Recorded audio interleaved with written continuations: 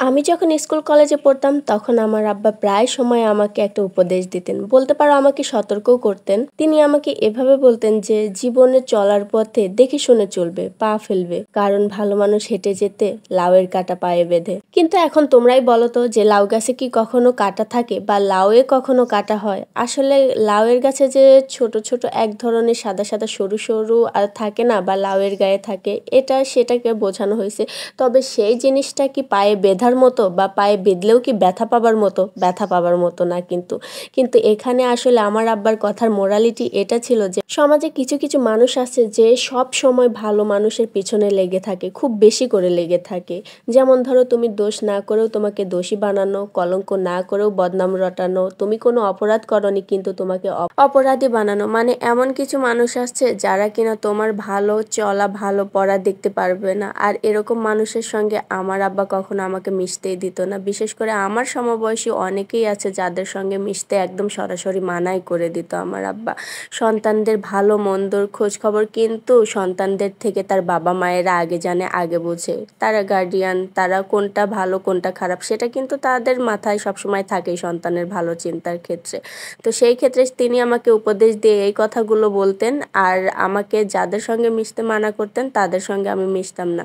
তো আমি সেইভাবেই চলতাম যেভাবে চলতে আমার আব্বা আমারে বলতো। আর তাই তো আমার বিয়ের আগের জীবনে এমন কোনো অপ্রীতিকর ঘটনা ঘটেনি আমার সঙ্গে, যেটা কিনা আমার সমবয়সী অনেকের সঙ্গেই ঘটেছে। আর তাই তো আমার এটা মনে হয় সবসময় যে বাবা মা যেভাবে চলতে বলে সেভাবেই চলা উচিত, কারণ তারা কখনোই আমাদের ক্ষতি চায় না বা খারাপ চায় না, তারা সবসময় আমাদের ভালোটাই চাইবে।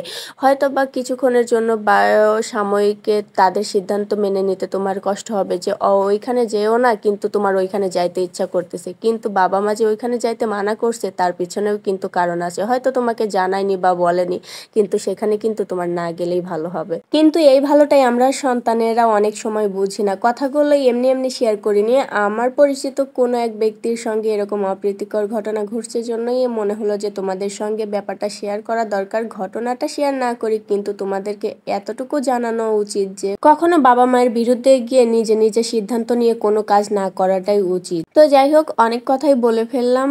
আর এটাও বলতে চাই যে সবসময় যে বাবা মাই রাইট হবে এমনও কিন্তু কোনো বিষয় নাই। বাবা মাও ভুল সিদ্ধান্ত নিতে পারে, কিন্তু সেটা সতর্কতার সাথে তাদেরকে বোঝায় পড়ায় সঠিক সিদ্ধান্তটাই নিতে হবে।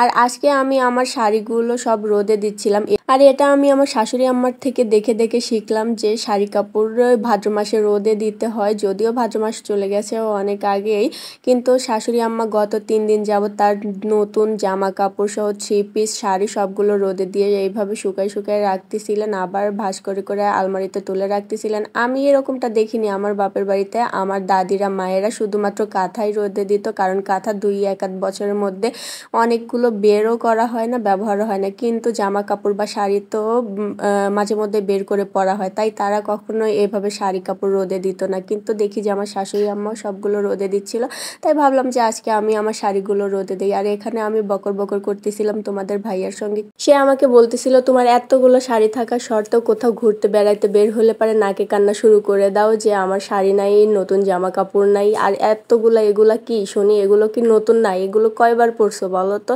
খুব উঠতে গেলে 2বার। আমিও তারে বলে দিছি যে কোনো শাড়ি আমি একবারও না পরলাম, কিন্তু আমার আলমারিতে শাড়ির কালেকশন অনেক থাকতে হবে, ভবিষ্যতে দরকার হয় সেগুলো আমি আমার ছেলে বৌমা বা মেয়েদের মধ্যে ভাগাভাগি করে দেব, কিন্তু তারপরেও প্রতি বছর আমাকে শাড়ি কিনে দিতে হবে। আর তখন তোমাদের ভাইয়া উঠে কি বলতেছে জানো? সে বলতেছে যে হ্যাঁ, শাড়ি কিনে কিনে জমাও, আর পরে আবার বলবো যে এক আলমারিতে হচ্ছে না, আবার করে আলমারি বানায় দাও, তাই না? আমি অত বোকা শোকা না। হ্যাঁ, এখন যতগুলো আছে এগুলো দিয়েই কাজ চালায় দাও কয়েক বছর, আমি তো রেখে গেছি।